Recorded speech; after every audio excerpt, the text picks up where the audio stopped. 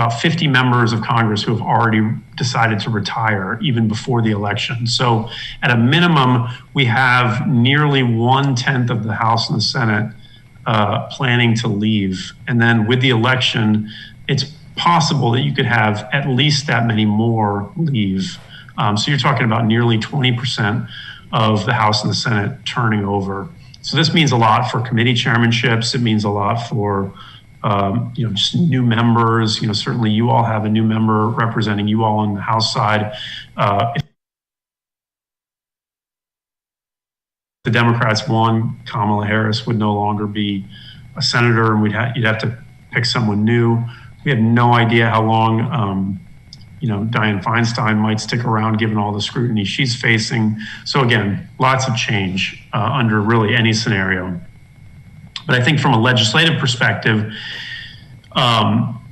certainly under any scenario, we're going to have opportunities for local government funding and flexibility that many people need to spend the CARES Act funds that you've already been given.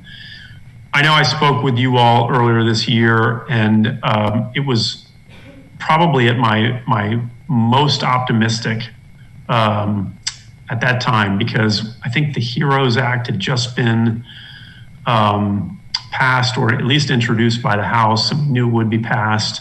And I really didn't foresee under any scenario that we would go 6 months without Washington doing anything else. And yet that's where we've gotten to. The HEROES Act was passed by the House in May. I'm sure that we talked right around that time. I delivered what I thought was a realistic assessment that you wouldn't see the kind of money that was proposed in the HEROES Act, but you would see significant additional funding in the near term. That obviously has not happened, and I have definitely turned much less optimistic about the near-term chances of getting additional COVID stimulus. But I do think that at some point, Congress will do something. It just probably won't be before the election. I've mentioned infrastructure quite a bit. I really do think that even under the status quo situation, the president has been supportive of infrastructure. The Senate has produced a bill that's been bipartisan, led by Republicans, that does boost funding for surface transportation. Not as much as the House has proposed, but certainly quite a bit. And I do think that under really most of these scenarios, we're likely to see additional investment from the federal government in infrastructure. Over the years that I've worked on behalf of the city, one of the issues that we've certainly engaged in on your behalf has been with respect to flood insurance. There have been efforts over the years to change the flood insurance program to get more people into the program and be forced to purchase flood insurance policies. I think that this is something that could be challenging, particularly under a blue wave scenario, where flood insurance would be likely to be more mandatory for more people. And I do think that would mean that it would be mandatory in much of the Central Valley, because you all are protected by a variety of flood control structures. And I'm not just thinking about levees, but I'm also thinking about dams and things like that are, in the Sierras, for instance. And the reality is that much of the Central Valley would be considered a floodplain under these scenarios. And it's very possible that should these things come to pass, you could have some mandatory purchase requirements that would be levied on residents in the city. And so that's something that I'm certainly going to be paying very close attention to under any scenario, but I think under some scenarios more than others. I do think that the grant opportunities that you all have both benefited from, but also competed for over the past several years will continue to exist. There are some of the scenarios where I think that those opportunities could grow. I've already mentioned infrastructure, but I think, if we do have a blue wave, I expect a lot of pent-up demand from congressional Democrats to really boost funding for a whole lot of programs and priorities that are important to communities across the country. And certainly that would offer you all additional opportunities as well. And then last but not least, I know that there's a variety of programs that benefit the city on an annual basis, from sort of the most rudimentary, like the Community Development Block Grant, to some more nuanced things where you all receive some money. I would expect under really any of these scenarios that those programs will continue. But again, under some scenarios, I think they could grow. And under other scenarios, they might, face some challenges or some pressures. But, long story short, I do think that this is, again, another area where these various election scenarios could have an impact on some of those programs. So with that, that's the end of my presentation. I'm happy to take any questions, and I guess I'll stop sharing this presentation. Thank you. Debbie, you have any questions? No, I don't. Okay. David, do you have any questions? No, and I can barely hear you. Can you hear me now? A little better. Okay. Jose? No other questions. I do like the updates that we are getting via email on different legislation happening, so thank you for that. Keeps us up to date. Nothing else, Mayor. Gary?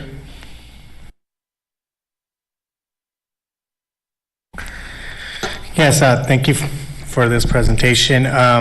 Looking at the potential changes for the city, for me, infrastructure is always important, so I would like to see that grow. And then, you mentioned flood insurance being part of SAJAFCA. That's also a very potential thing that could change a lot of our whole valley issues here. So hopefully that sticks around and we're going to be able to move forward with those issues. So thank you for that information, and I think kind of proves why we have you there in DC.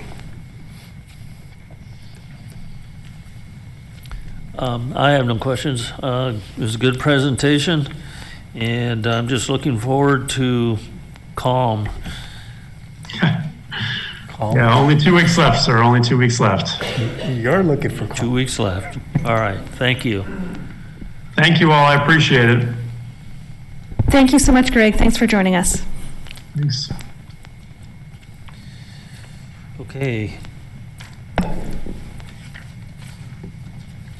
Public comments? Mayor, members of the public that wish to provide public comment were able to do so in advance of this meeting. We offered public comment to be delivered by email, mail, and hand delivery. We received no public comment for this meeting that met the 250-word requirement. However, public comment was received from the Hale family that was over the 250-word limit and will be made a part of the record. Okay, let's move on to consent calendar. Gary, you pulling anything?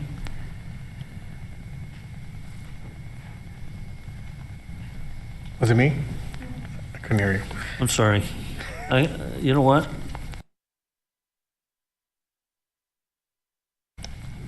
I'm going to take this off, and you can send me all the Facebook postings you want, but it's just not working well. Gary? No. No. Jose? None to pull. Okay. Debbie? No, nothing. David? No. And I have nothing. So we need a motion and a second to approve the consent calendar in its entirety. So moved. Second. Oh, roll call.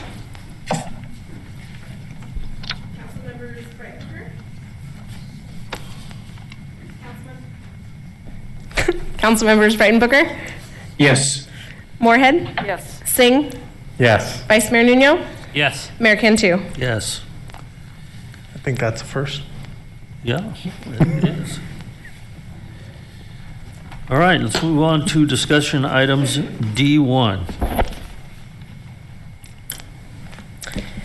Item D1, investment report presentation, quarter ending September 30th, 2020.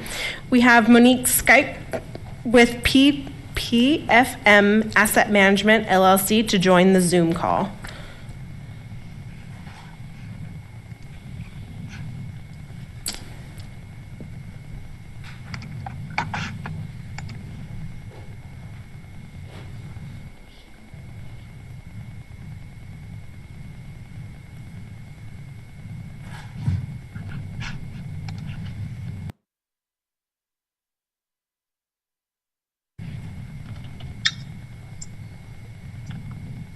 Hello? Hello, yes, we can hear you. Go ahead, Monique. Okay. Great, thank you. Sorry, apologies for the delay. I was streaming the meeting and also joining the Zoom call, so my apologies. I am happy to share my screen tonight and share a presentation that we prepared for this meeting about the investment strategy we have put in place for the city's portfolio. And I'm going to do that now.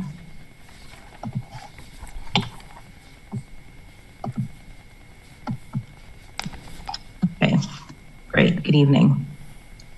So just a little bit of information about PFM. We've worked with the city for a number of years. And for those who are not familiar with us, we manage or advise on 160 billion in total assets nationwide for public agencies across the country. Most notably, 50 billion of those assets in the state of California are for cities like yourselves.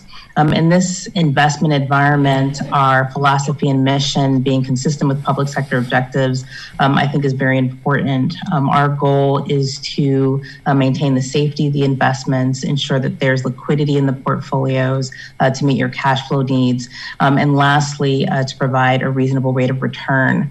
We have 40 years of experience in this market and a team who, as I mentioned, have been supporting the city for some time. The current market themes in the investment environment, as everything, are really related right now to the COVID pandemic. As the pandemic took hold across the globe, it created, as we all know, a three-pronged crisis. The health crisis itself, the pandemic, but then, of course, the fallout in the economy and the effects on the financial market. The investor market today in PFM are really focused on the potential economic fallout. As you heard from the legislative update, the direction the country will take and the potential effects on the economy are very important to investors. We're focused right now on whether there will be a deal from the congressional body, the legislative body, that will provide some economic relief to Americans. You see the effects on that in the financial markets with the equity and stock markets going up and down in response to the potential of that deal and the possibility of further impacts on the unemployment market, the eviction market, mortgage rates, et cetera. What we do know is that the Federal Reserve did act very quickly at the start of the pandemic to calm markets. Most notably, they cut the federal funds target rate, which serves as an anchor to the yield curve, by 150 basis points in March of this year. That caused that target rate to plunge from 1.50% to its current range of 0 to 25 basis points. Now, what that, of course, means for the city is that the opportunity to earn income on securities has dwindled significantly, but that was a major boost to the economic markets and did help provide some support. The other action that the Fed took was implemented a number of major programs to provide support and liquidity to the markets, essentially stepping in as a buyer of last resort for a number of different investments, corporate notes, commercial paper, repurchase agreements.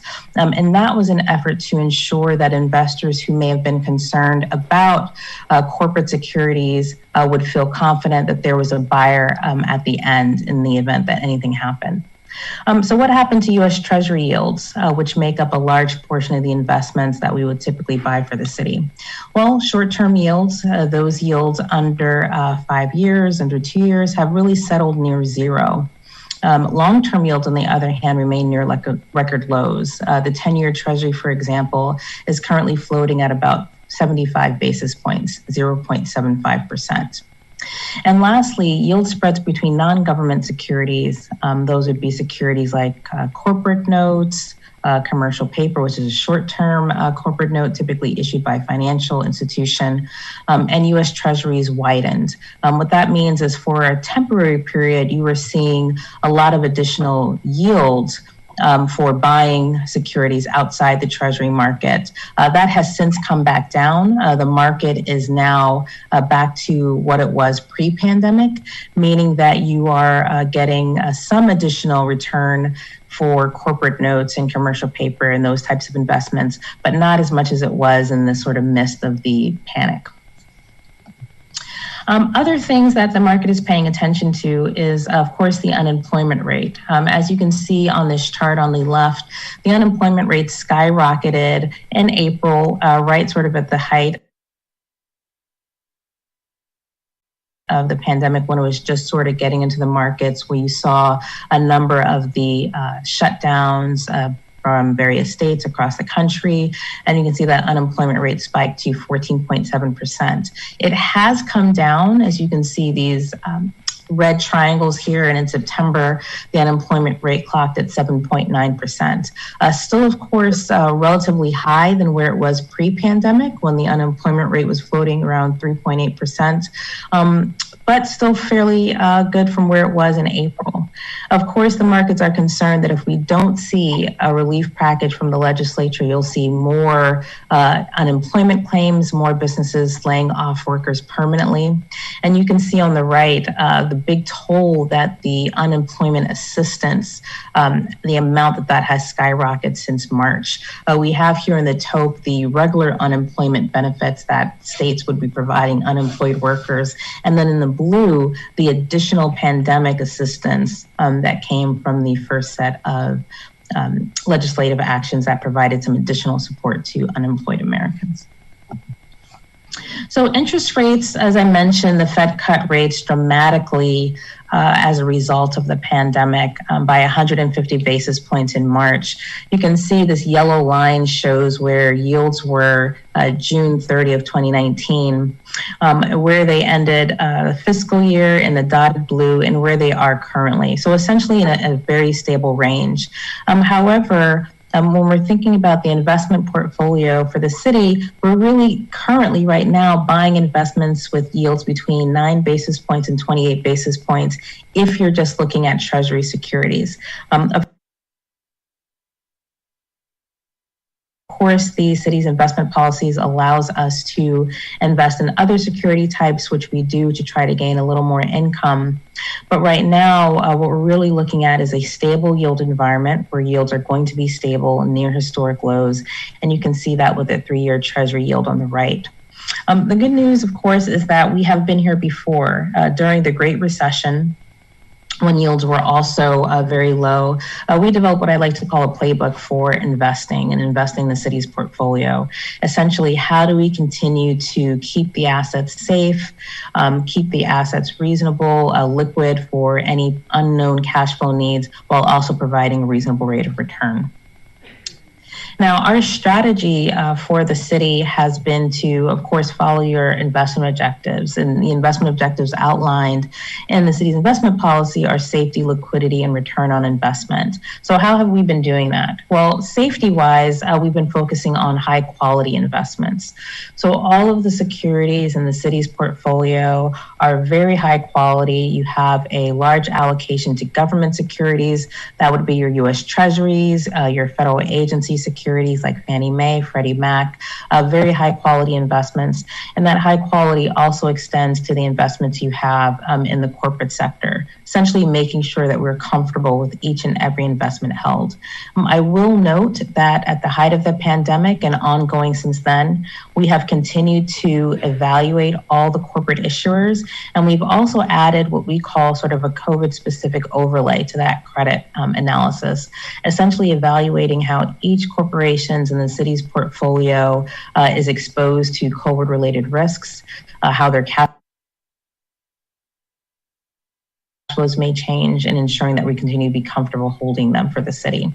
Other ways we provide safety is through diversification. It's very important to make sure that the portfolio is appropriately diversified, not only by sector, but by issuer within those sectors and by maturity. Liquidity is also of importance for the city's portfolio. There are various ways to ensure liquidity in the portfolio. one of the ways is to make sure that any investment we purchase has a ready buyer if we need to sell it. So we ensure that we purchase lots of treasuries, as I mentioned, federal agencies, but also one of our requirements for corporate issuers is that the corporate issuer has a very selective program, and there are constantly buyers who are looking to purchase the corporations that we have in the portfolio. So if the city does communicate any liquidity needs, we would be able to raise cash quickly and efficiently and at little cost to the city. Now, return on investment is where the rubber meets the road, especially in this low rate environment. Because yields today are so low, how are we going to provide an adequate return on the city's investment? Well, one way we do that is through duration management, and that is essentially managing the maturity structure of the portfolio to ensure that we are not overly exposed to any major market value changes in the portfolio, and also that we're finding what we call best relative value amongst the yield curve. So the city's portfolio, for example, is fairly diversified with maturities that go out across the yield curve with investments between 1 and 5 years for the city's securities portfolio. We're also an active manager. We're continuing to evaluate relative value amongst the various sectors in the city's portfolio to ensure that if there ever is any disruption, for example, where in some instances a U.S. Treasury continues to yield more than a federal agency, we can take advantage of those dislocations and try to provide some additional return to the city. That's shown very clearly if you look at the characteristics of the city's portfolio. We provide this snapshot as of September 30th. And some of the things I do want to direct your attention to is the portfolio statistics in the top left corner here. You'll notice the yield at cost on the city's portfolio is 1.29%. And you'll notice the yield at market is 0.54%. Now, why are these numbers different? One, they're different because the yield at cost represents the actual income that the portfolio is going to generate from September 30th going forward. It represents the value of the securities that were purchased over time, some last quarter, some a few years ago. And that's why the portfolio has that high yield at cost. That's what you're actually earning. The yield at market shows what the portfolio would yield if you had to buy everything today. Everything as of September 30th. So you can see your elevated yield at cost versus the yield at market shows sort of the benefit of buying those securities over time. You essentially have a higher portfolio yield because some of these securities were purchased when yields were much higher before the Fed reduced that Fed funds target rate to its current range. And if we had to buy the portfolio today, it gives you a sense of how much lower yields are. The other thing I want to direct your attention to is the average credit quality. I mentioned the portfolio is very high quality, AA average credit. We continue to evaluate all the issuers in the city's portfolio, and we'll continue to do that on an ongoing basis. If you look at the sector allocation in the top right, one of the things that I really like to emphasize is we really want that pie to be as colorful as possible. We don't want to put all of our eggs in one sector basket. We want to find opportunities across the spectrum of high quality fixed income investments that are allowed by the city's investment policy.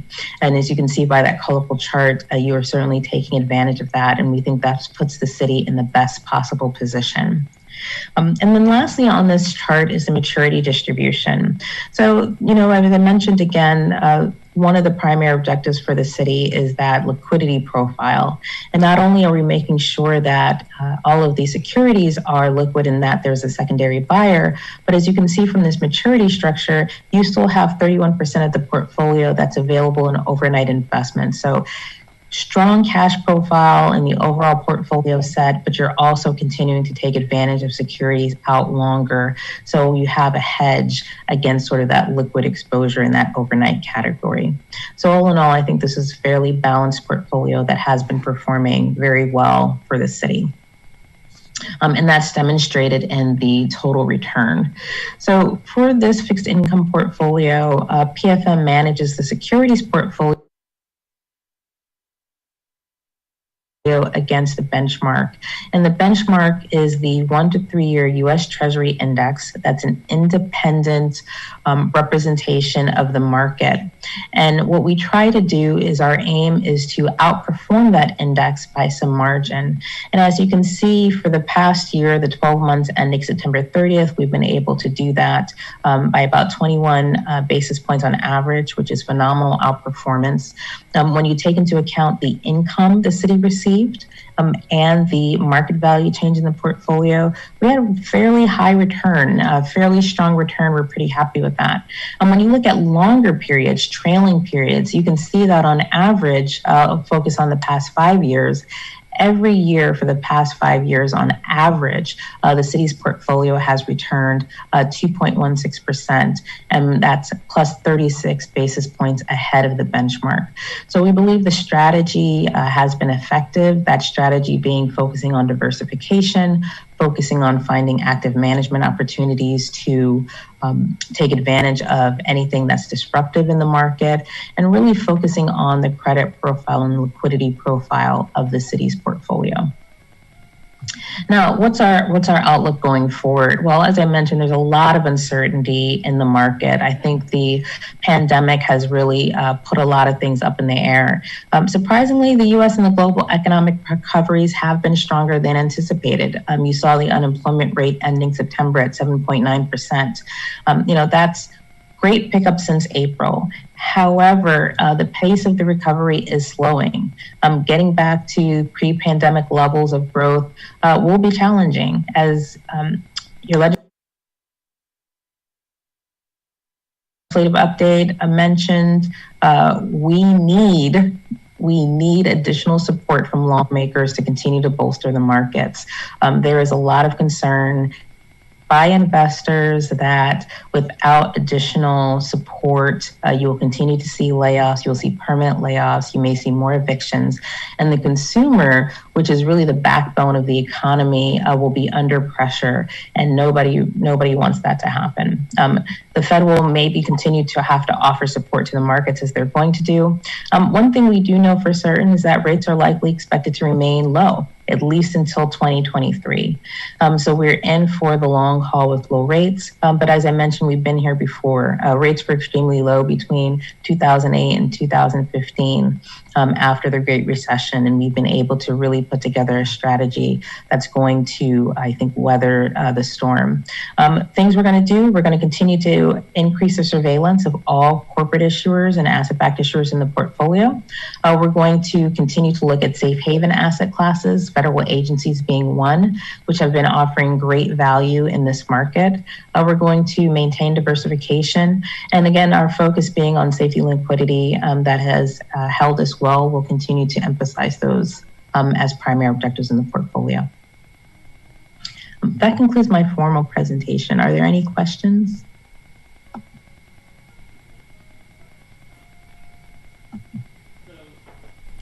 Thank you for the presentation. So based on the overview of it, city's been getting some return and positive over time. You mentioned about rates and some of the investments that the city has in the overnight. Can you talk a little bit about that? Yeah, so the city has a lot of investments in the overnight category, and those investments include investments in the state's local agency investment fund, in the California Asset Management Program, in the bank.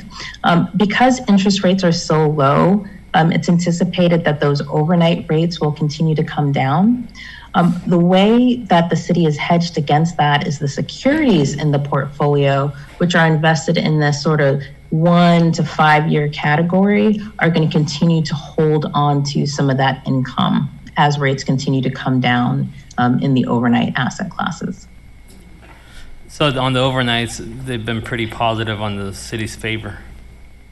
Yeah, I mean, overnights rates held up steady. There was a period of increasing interest rates, and overnight investments did really well. But overnight investments are, held to whatever the prevailing interest rate environment is. So we do expect those to come down. They have been coming down all year. there are great reasons to have overnight investments. You still need that liquidity, but that's the benefit of the city's current investment strategies, that you do have that natural hedge. Okay, thank you. That's all for now. Okay. David, do you have anything? No, no questions. Excellent report. All right. Gary? Yes, you know, at least even through this pandemic, at least we have some positive news and good things going on here. Really? So I'm glad to have this report first. Was that a comment? Sure. All right. Debbie? Thank you. That was a great report. I actually can't remember ever getting a report like this or having anyone speak to us about this. So this is a first, right? Thank you for that. We needed to hear that, and I think the public needed to hear that as well, and that's good news. And in all my years of sitting here, never once did I see something like this. So thank you. You guys did a great job. Yeah, I want to echo that as well. I think that this council and the new administration has done a great job in the way of transparency. I've always felt that I'd rather look at a graph than 100 pages of numbers. So this is good. I like this report. If there are no other questions, this is just a report, right? I would need a receive and file for presented, I would need a motion of receive and file the presented investment report quarter ending September 30th, 2020. A motion and a second. Motion to receive and file. Second? Second. Who's second? David. Dave. All right. Councilmember. Roll call. Councilmembers Brighton Booker, Yes. Moorhead, Yes. Singh, Yes. Vice Mayor Nuno, Yes. Mayor Cantu. Yes. Thank you. Okay, move on to item D2. D2, financial update. So Mayor and Council, I just wanted to give you a little bit of background on this item. When I was appointed as permanent city manager, it's always been my intention, based on my experience and best practice as an incoming new city manager, to do a baseline assessment to get a clear picture of how financial operations are being managed. Due to a lack of top-level management in the finance department and information from the outgoing deputy finance director, that was very concerning, I expedited a nationwide search for a finance director. Unfortunately, what's happening right now is there is a statewide shortage of candidates that have the skills and experience to be able to lead a mid-sized city with the complex finances that we have. So we were unable to find a qualified candidate. But there was still an urgent need to complete the audit, perform an overall assessment of the department, so we put the recruitment on hold, and we brought in Stephanie Bouchain as our interim finance director. So Stephanie has a great breadth and depth of knowledge and experience. She's worked for accounting firms, she served as deputy city manager, she served as finance director, and she now owns her own consulting firm. So we're very lucky to have her here with us, and she will be presenting the finance update this evening.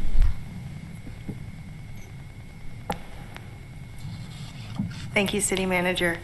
Good evening, Mayor. Stephanie, can you move the microphone right up to your Is that better? Okay. Much closer than that. More? Yeah. Testing? Testing? Testing? More. Okay, is that better? Yeah. Yes? Okay. Good evening, Mayor, members of the council and the community. For those of you who don't know me, I'm Stephanie Bouchain. I'm your interim finance director. And we're here to discuss with you a finance department update. Tonight's presentation is largely going to mirror the staff report that was published last week. And we're going to be discussing a review of our department assessment. As Miranda said, it was very important to her to get an assessment of where the department is at, and that's kind of where I like to start before I get too deep into a project, is to really gain an understanding of where we're at. We're going to discuss current projects, and we're also going to review our work plan. So just to give you a little bit of background, I have 14 years of experience serving as a CFO finance director, 9 years of public agency experience, 8 at the finance director level. I have 3 years of firm experience, and I've been consulting for almost 3 years now. And I joined the city August 31st as your interim finance director. I'm on site Monday through Thursday during the city's 4-day work week. So if you ever have a question, please feel free to stop by, give me a call, send me an email. I'm available to you, and it's very important to us that we get you information when it's important to you. So please don't hesitate to reach out. So in our staff report, we identified about 20 observations and concerns. We're going to be reviewing those with you tonight. Our analysis is expected to evolve over time, and so our assessments may change as new information is unearthed. There have been discussions internally about what the right timing was to have these discussions with the council and to bring it before the public. And as Miranda said, it's very important to the team that we are transparent and that we keep everyone updated as soon as the information is available. So even since the time that this staff report was published, we have had new information come forward. I was updating this as of today. And so we do have some information that was not included in this original staff report. And we expect to continue to have new information, and we're going to continue to update you. So many of the items that we have noted here as an observation or a concern, we have found had been documented in the city's prior year's audits.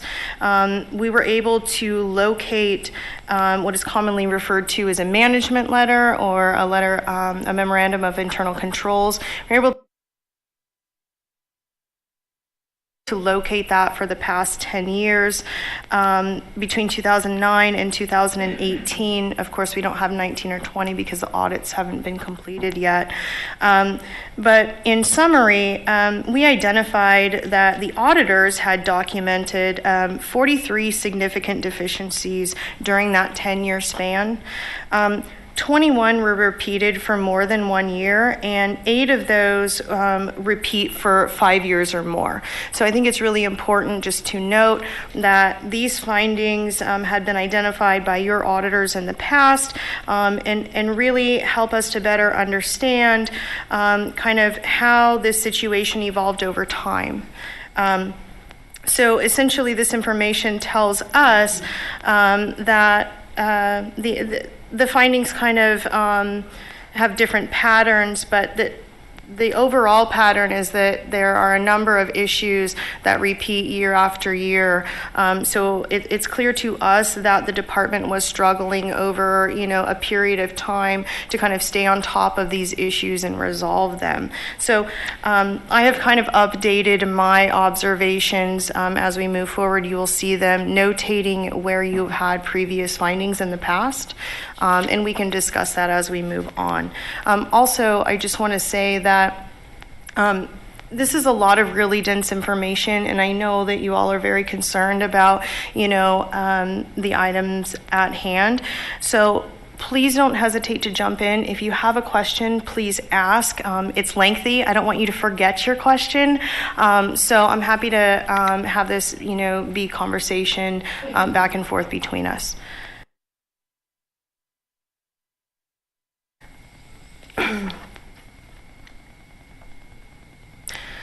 So the first item that we noted was financial reporting.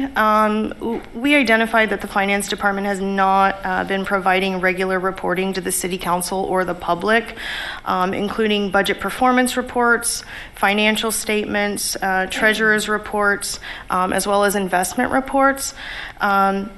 We brought to you tonight the Q1 investment report, which is the first quarter of the current fiscal year 2021.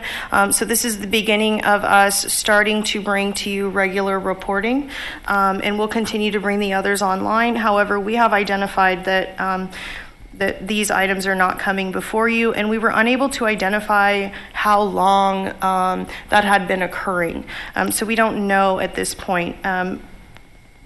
We did identify that the treasurer's reports had been reported as prior year audit deficiencies for 7 consecutive years during 2012 and through 2018. Stephanie? Yes, sir. Can you explain what a treasurer's report is?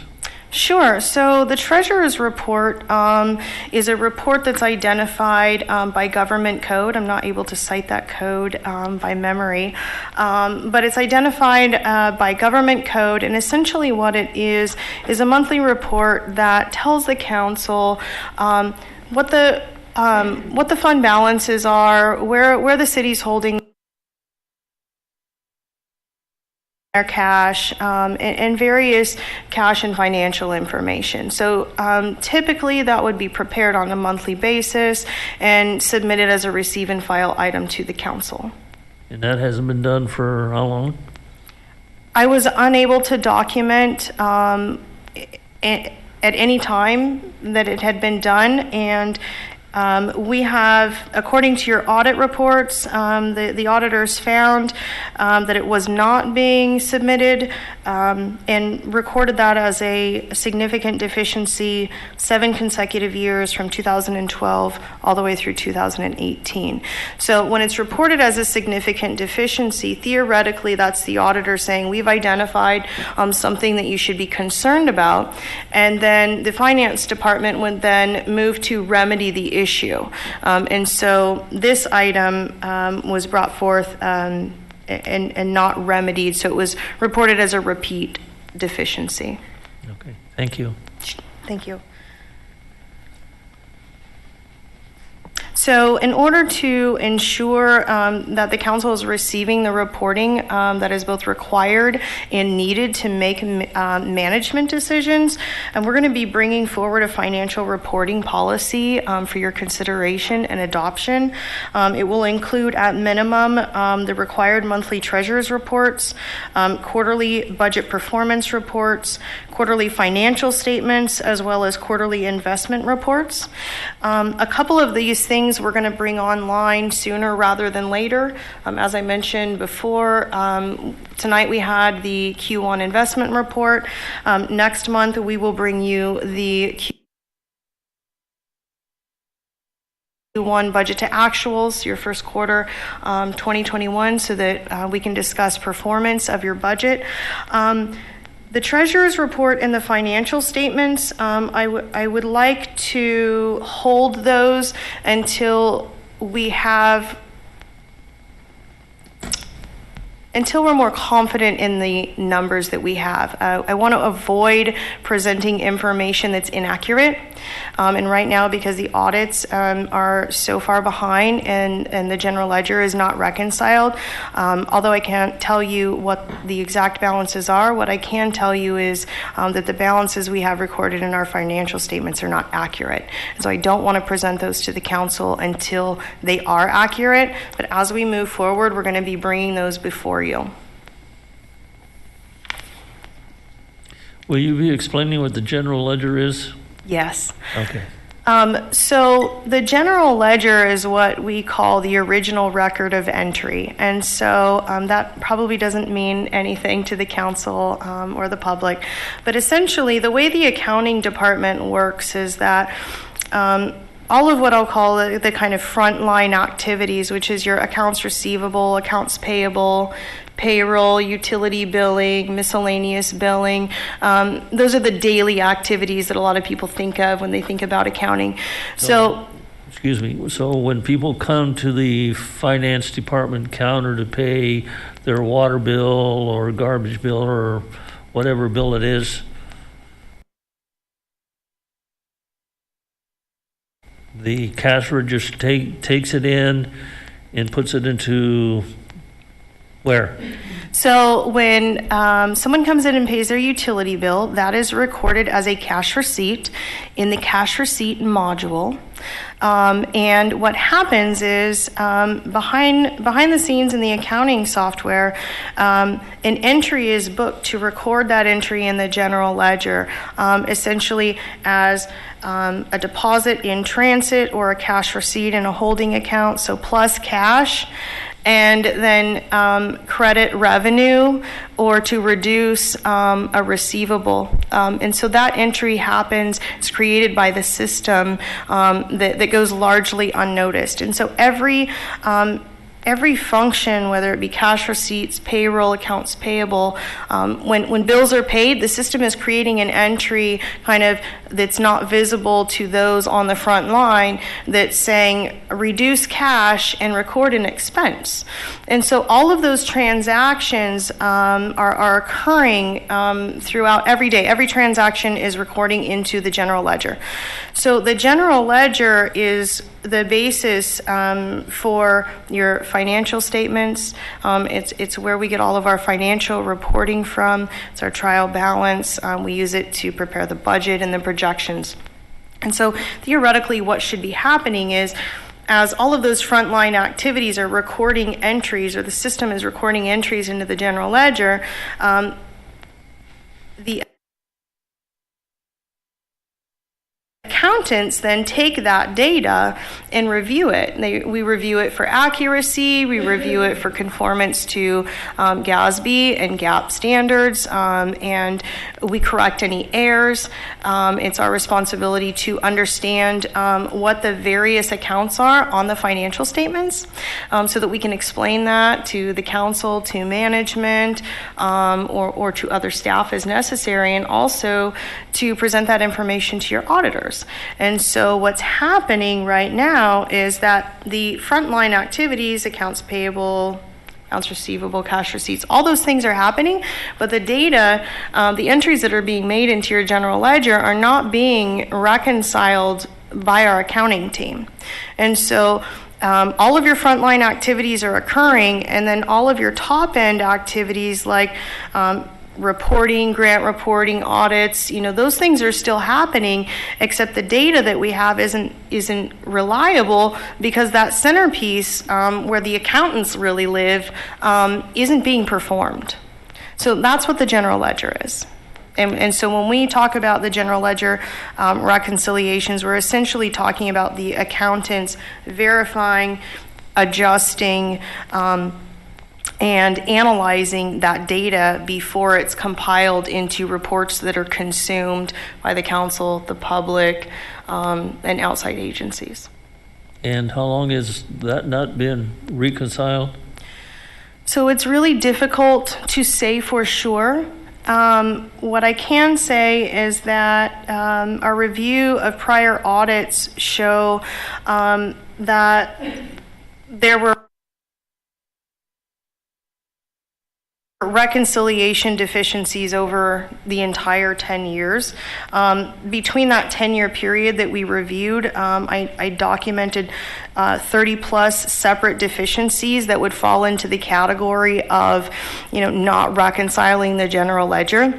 So I think we can say with certainty that during that period of time that the general ledger, at least in many ways, was not being reconciled. We don't have any general ledger files or file systems. The city also doesn't have any fund files. So it's very difficult for us to determine what was reconciled or when it was reconciled. But we can tell you based on the audits that there's definitely issues for between 2009 and 2018, so that's a decade, and that we are seeing all of these and more issues now. Well, Stephanie, I have a question too. Let me ask something. okay, go ahead. Whose job is it to reconcile this? So every department organizes differently. So there could be a little fluctuation there or adjustment. But my expectation is that these reconciliations live with the accountants. And so just to explain this to you, you have your kind of frontline staff, which are dealing with those activities that I already discussed. They're processing. Those are your techs, accounting techs, and they live kind of on the front lines. That data that's then transferred to the general ledger, that's where your accountants work. Okay, so that should be your senior accountant, your staff accountant, and whatever equivalent positions that you have on your staff. Depending on the workload, you may have your management involved in those reconciliations, but as the city gets bigger, or any entity for that matter, management becomes, moves further into analysis and away from, the actual processing. So definitely above your techs, but somewhere between accountants and middle management. Okay. If the general ledger hasn't been reconciled each year, then how is it that the budget can be prepared? I'm assuming because it's not reconciled, the numbers aren't accurate. So that's a really good question. So I first want to distinguish the difference between your budget and your financial statements or your general ledger. So your budget is a financial projection. So those are assumptions and projections. Your general ledger is actual numbers. So your budget is looking forward, and your general ledger is looking in reverse at what actually happened. And so theoretically, you produce a budget, which is kind of lives in the theoretical world with assumptions, and then you have to tether that to reality, which is your actuals, right? So you should be checking to make sure that your actuals represent what was projected in your budget, and then adjust as you move along. Adjusting your actuals if there were issues, things that weren't recorded correctly that need to be moved so that they're following your budget, or adjustments to your budget if you know that what's actually happening in your operation is not reflected in your budget. And so the question of how was the budget prepared, the budget should be based upon the fund balances and the numbers in your general ledger. That's kind of the foundation. But theoretically, it is possible to make a projection without that data. Or without consistent data. It just means that your foundation isn't as strong as we would prefer it to be. But if that occurs over a period of 5 years, 6 years, 7 years, wouldn't the numbers kind of get less reliable each year? Indeed, they do. The numbers get distorted, and that's something that that we're going to be talking about when we're talking about project status update. We're going to be touching on your mid-year budget review, and so there's a couple of things that we're going to be doing during that process. But one of the items that we're going to be working on is actually truing up some of the numbers, because some of the assumptions that were used were rolling from prior years. For example, the staffing allocations. It's come to our attention that the staffing allocation schedules that were in previous years' budgets hadn't been updated. And so essentially every year you either add or subtract from the prior year, except if the prior year isn't accurate, then your foundation isn't good, and you don't really have a baseline. So we're aware of some of those issues, but we're not sure at this point how far back they date. Okay. Okay, so we're going to be doing everything we can to really true that up. We're going to do as best as we can at mid-year. I think we have some good information to get you closer to what you need to be. But really the goal is to get your fiscal year 19-20 audit completed, which is theoretically what we should be working on now, but we're behind. But to get that completed so that you have solid fund balances to work with when you're preparing your 21-22 budget. Okay. Okay. Mayor? Before we move on, yeah. So, Mayor kind of alluded to this, but, in all these years, it looks like it hasn't been done. How could the council or how could our finance department continue to say that we have a balanced budget every year? That's a good question. I have not reviewed all of your prior year budgets, so I cannot comment on whether it was reviewed or whether it was balanced or whether it was not balanced. So let's just start with the definition of a balanced budget and what that means. I can tell you that it was announced budgeted each year. Okay. Yeah, so I can't verify. That's what I'm saying. Every year it's always been said that it's balanced. Yeah. So, and that's definitely possible because, mind you, we're working with projections here. We're not working with actuals. So, even without the foundation of a reconciled general ledger or fund balances, although in the past your audits were at least timely, so you had more than what we have right now, but theoretically, if you're making projections, you can project budgeted revenues that balance budgeted expenses, and that's not in any way affected by the general ledger. What is affected is if in reality the general ledger and the actuals do not track and match what is projected in your budget.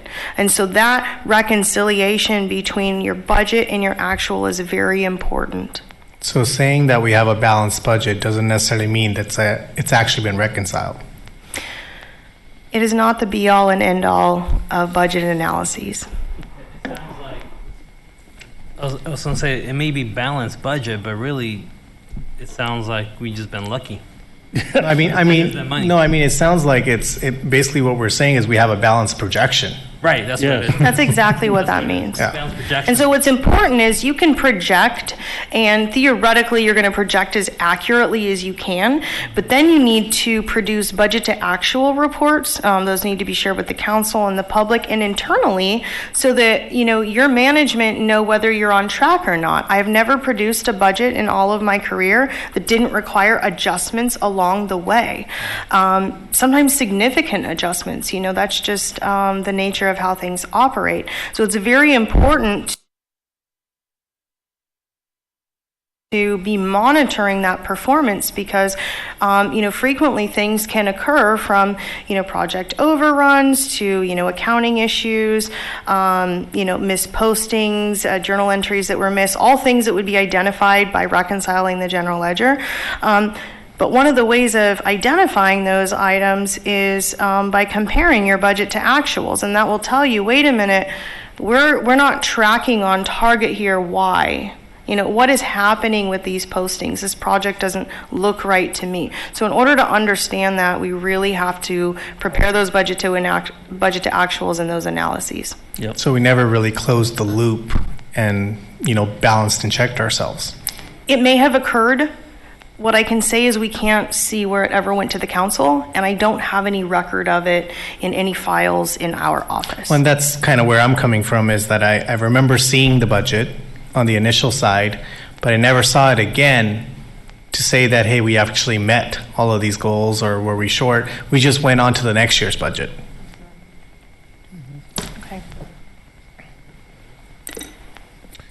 Okay. Nothing else? Go ahead, Stephanie. Okay, thank you. So Our goal is to close fiscal year 18-19 and the fiscal year 18-19 as soon as possible. It's already underway. The trial balance was already submitted to the auditors. We are almost done. And so right now we're just trying to close it as quickly as possible. We know that we need to completely reconcile the general ledger, but when we would like to do that is with a more current data set, which will be during fiscal year 2019-2020.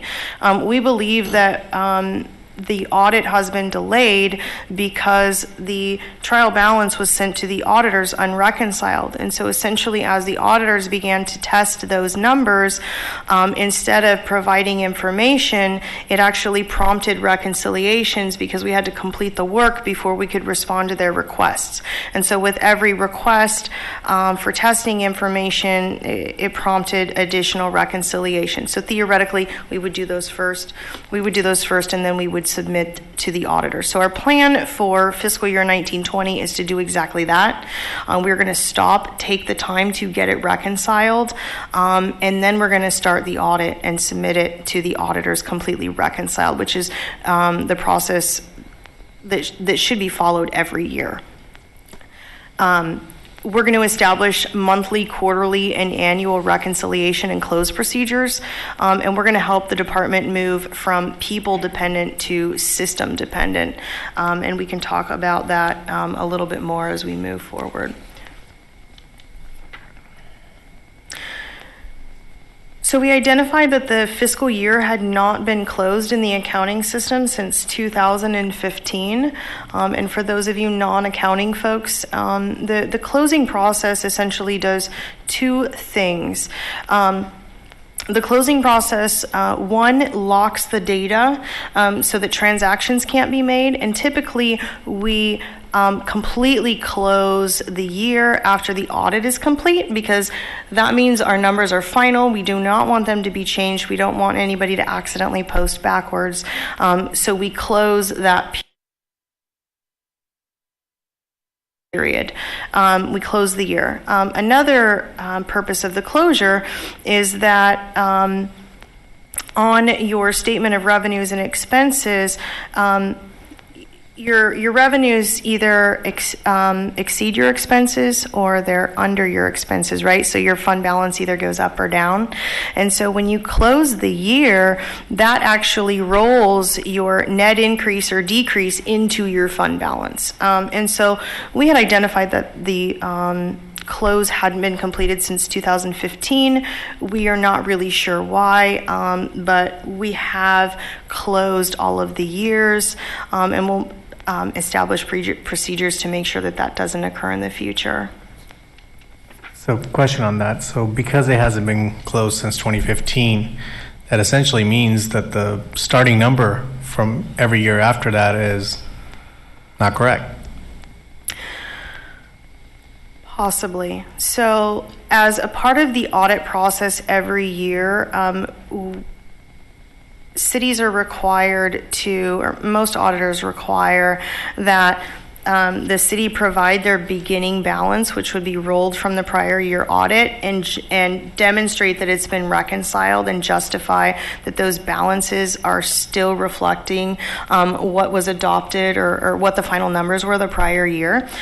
So our assumption is that because we are almost complete with fiscal year 18-19, that when this started or sometime during this process, it was verified that the numbers still matched the audit.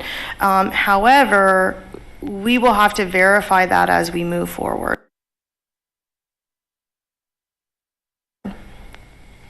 Okay. Okay. How would you verify that? Essentially, it's a very tedious process.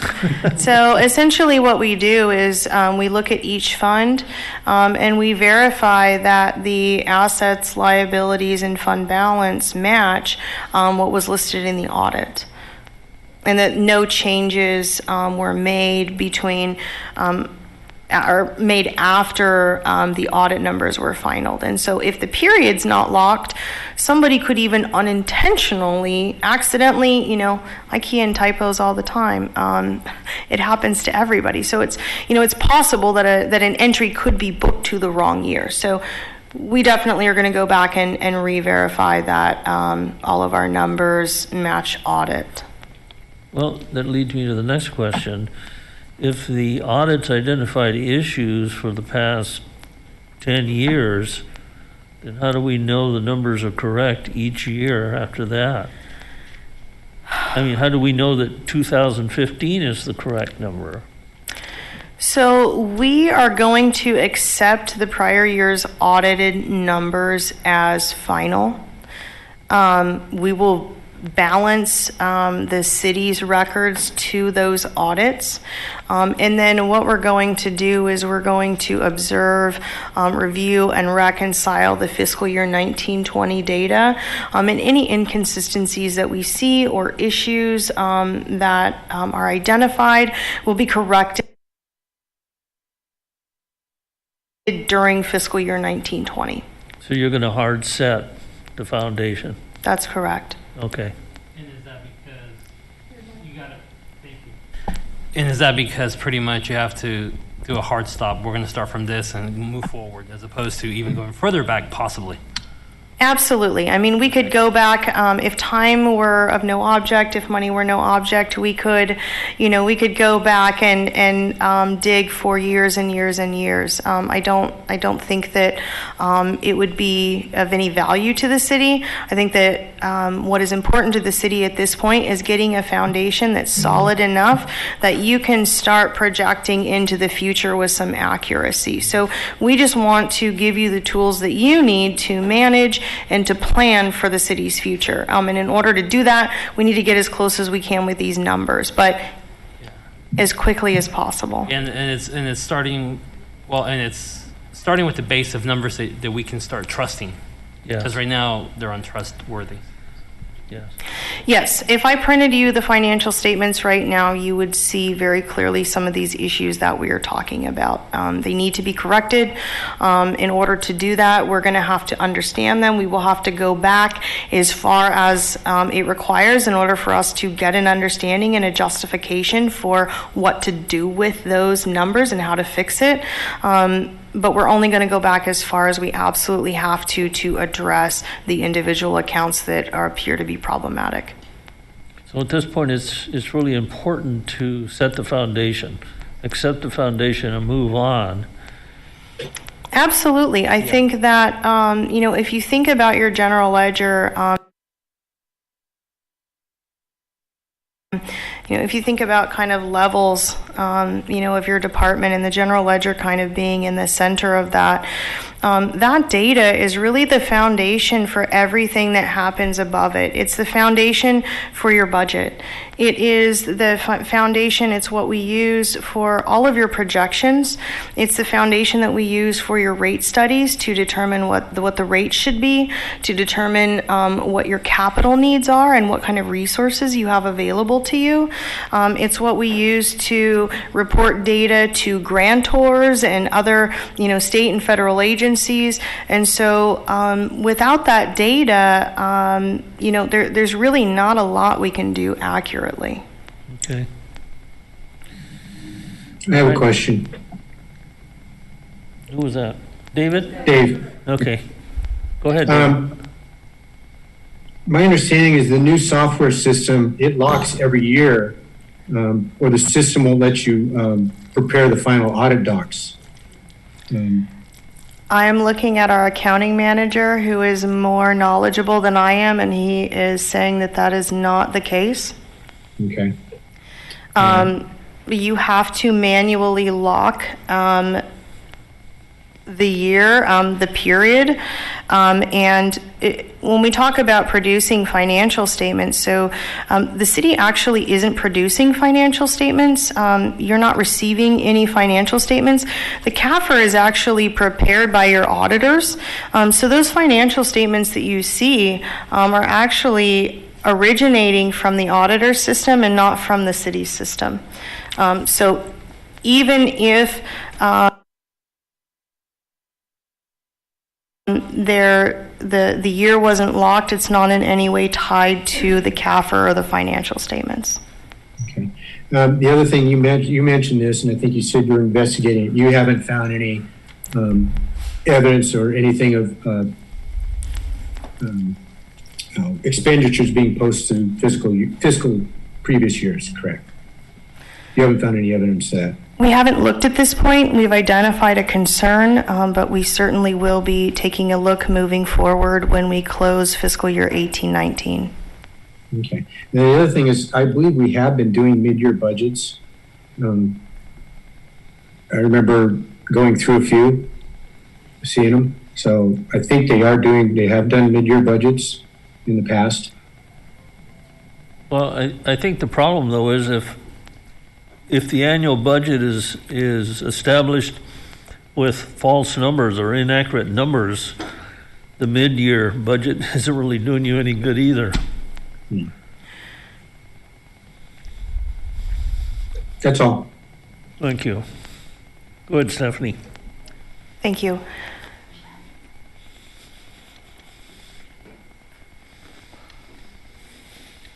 I just want to make sure I'm on the right page here. So spreadsheets. We've talked at length about the general ledger, what it's used for, and the importance of it. And so we have kind of, this situation has created some other issues.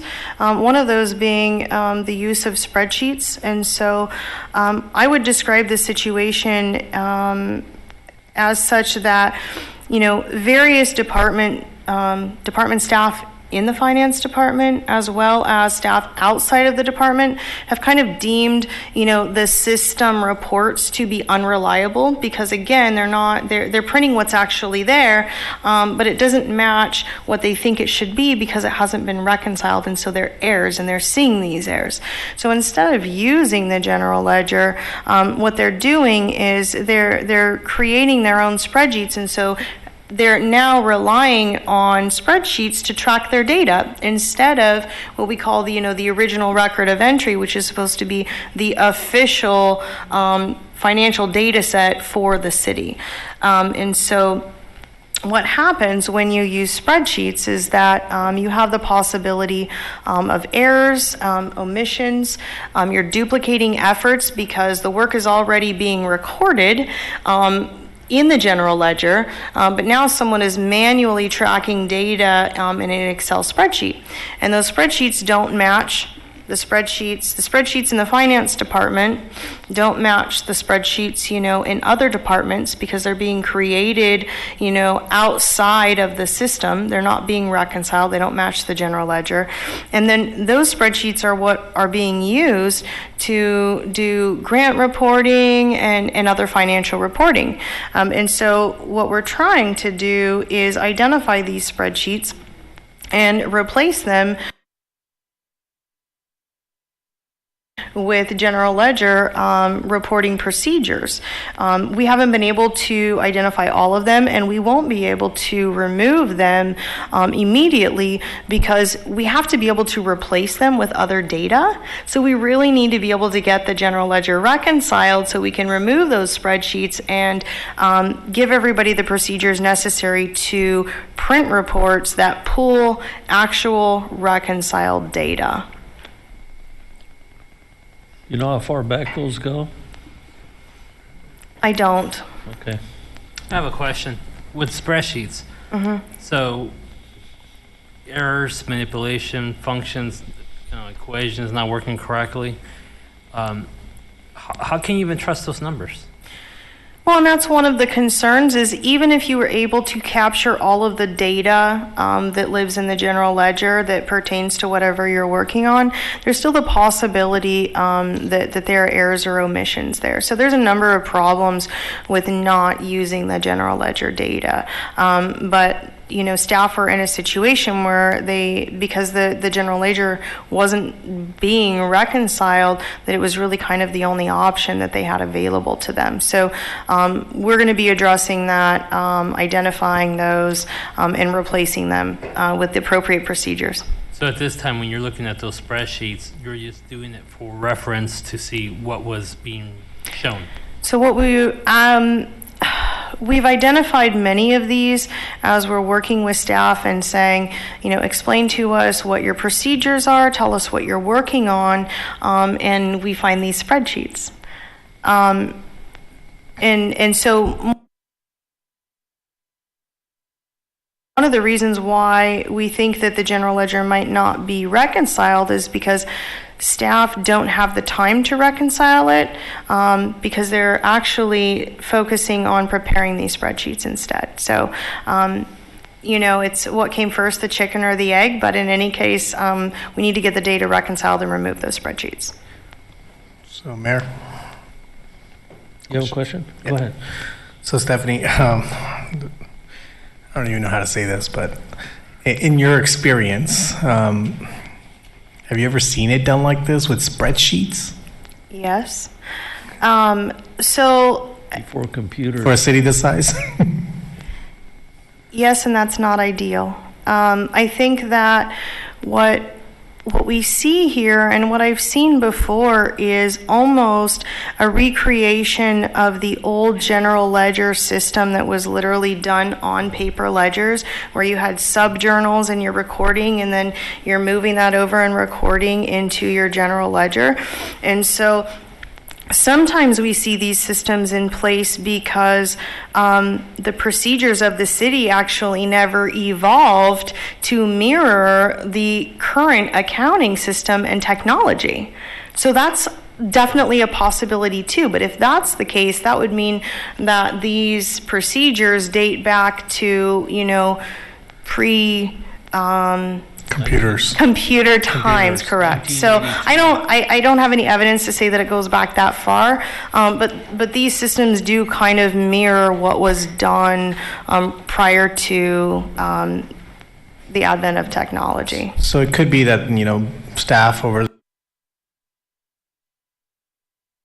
times they got so used to that way that instead of learning a new system or doing it the right way, they just felt only difference is instead of writing it on a piece of paper, we're just going to type it into an Excel spreadsheet. So it is certainly possible, absolutely. And one of the things that happens sometimes, and not just to cities, but to organizations in general, scaling up is hard to do. And as technology changes, it's hard to adopt new systems.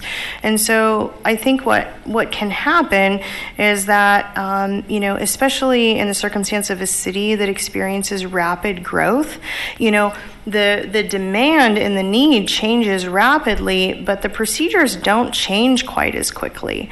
Maybe the skill set that's needed to kind of oversee a large and complex system, maybe that skill set isn't upgraded over time, and or perhaps you don't have the right staffing in place. Maybe you're short-staffed, and that happens as well. But there's a number of reasons why this happens. It does happen in other places. It's definitely not ideal. We want to resolve it. So on that same basis, is there ever a time where you think that having spreadsheets might be appropriate as long as the general ledger is getting updated to create a form of maybe redundancy, or you really can't think of a reason to have them? So we use spreadsheets a lot. We use spreadsheets a lot to make calculations and projections, and we also use them to track data to reconcile our general ledger. And so, for example, we may have spreadsheets that document notes receivable. If the city has loans, we may have those loans recorded in a spreadsheet with an amortization schedule. That's a perfectly appropriate use for a spreadsheet.